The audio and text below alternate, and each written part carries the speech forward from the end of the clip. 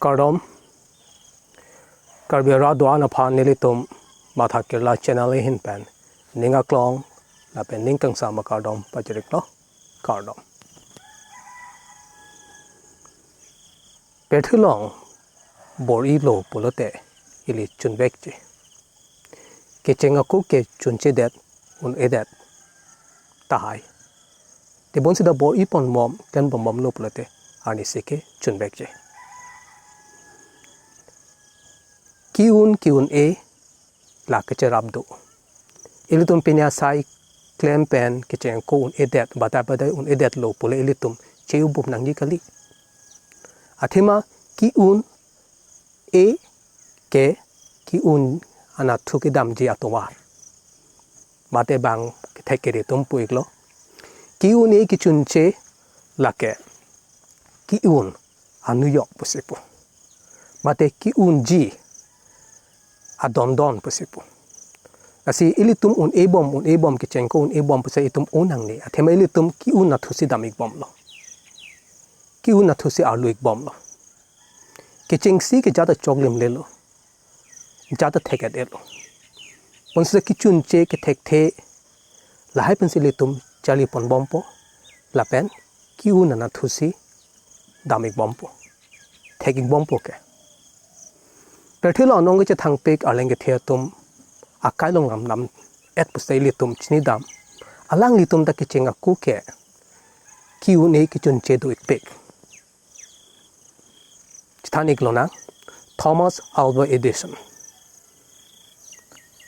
Alang Like Perthilong Sontan Kuru Mate Scientist Ke Thenai Pole Putai Da Chok Non Ilitum Kechekai Bom Non La Merihing Amilur Mate Baut Alang Li Loke Penchong Chenke Alang La So Amilur Ke Penchong Ohot Abatai KEUN-E Abatai Kichunche Phong Suri Isi Bagdo KEUN-E Bangge Kang Nek Chaben Pula Lang Nipan Nange Uni de Lobo Chok de Lobo Lahaya Sai Ke Klempen Ale Pin Lobo Ali Dulo Athemani Chini Loke Un Ea Tovar Milur Ke Bonai Ke Penchong Atu Atovar Chok Che Lason Ke Puni Suri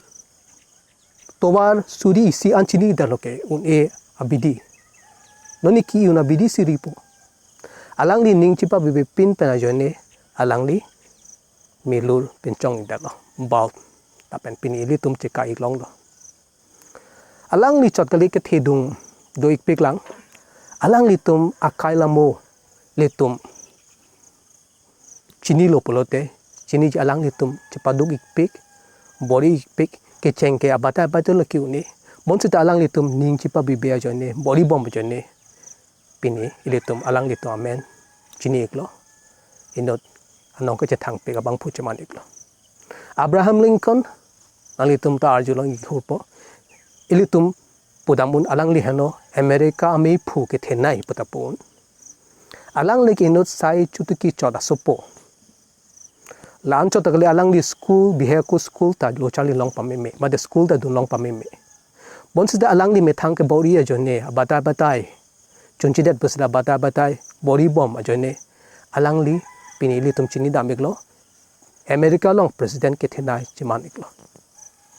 Alang Li Chokame Hinta Bori Lo Business Chokam Hinta Batai Lo Ke Chokche KEUN-E Ratchari Ke Chapate Long Ta Batai Long Kerem Bonsi Da Alang Li Ning Chapatek Long Bori Pon Bom Masi Alang Li Indot